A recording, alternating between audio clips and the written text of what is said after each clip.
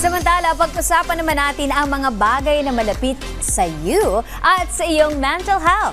Oras na para sa panibagong kwentuhang All About You kasama ang millennial psychologist na si Rian Portuguese. Panoorin po natin ito.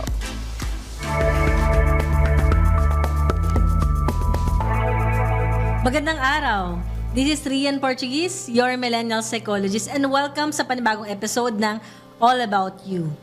Kung saan ito ang safe space mo at pag-uusapan natin ang tungkol sa'yo. Para sa umagang to, magbabasa ulit tayo ng letter.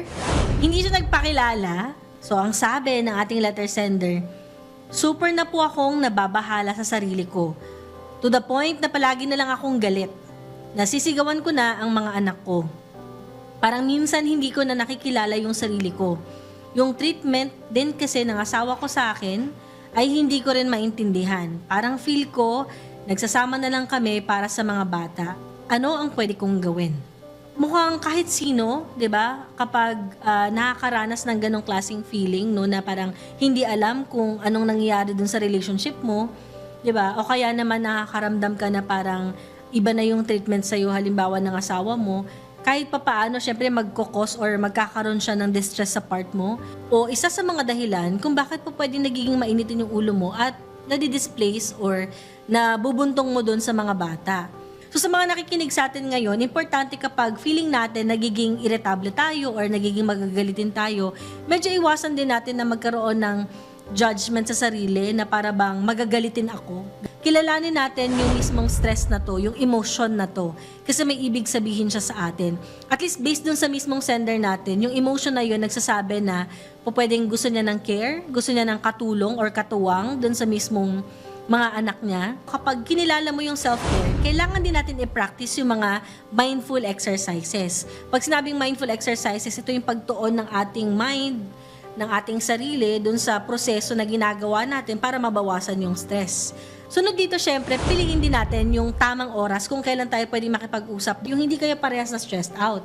Kapag okay na kayo, parehas, no, kunwari, kinabukasan, o pwedeng magkaintindihan na kayo, mas may clarity siya. Importante din para magbigay ng linaw na magkaroon din tayo syempre ng suporta.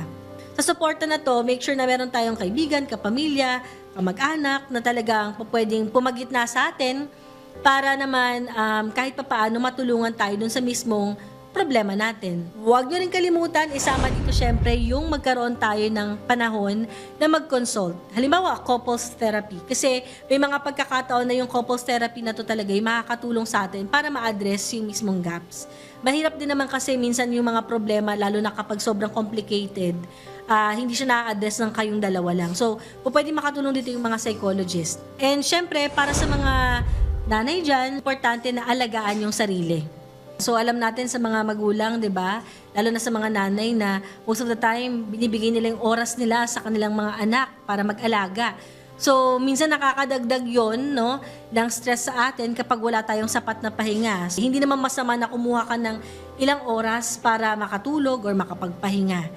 Ayan. So maraming salamat sa question, Anon.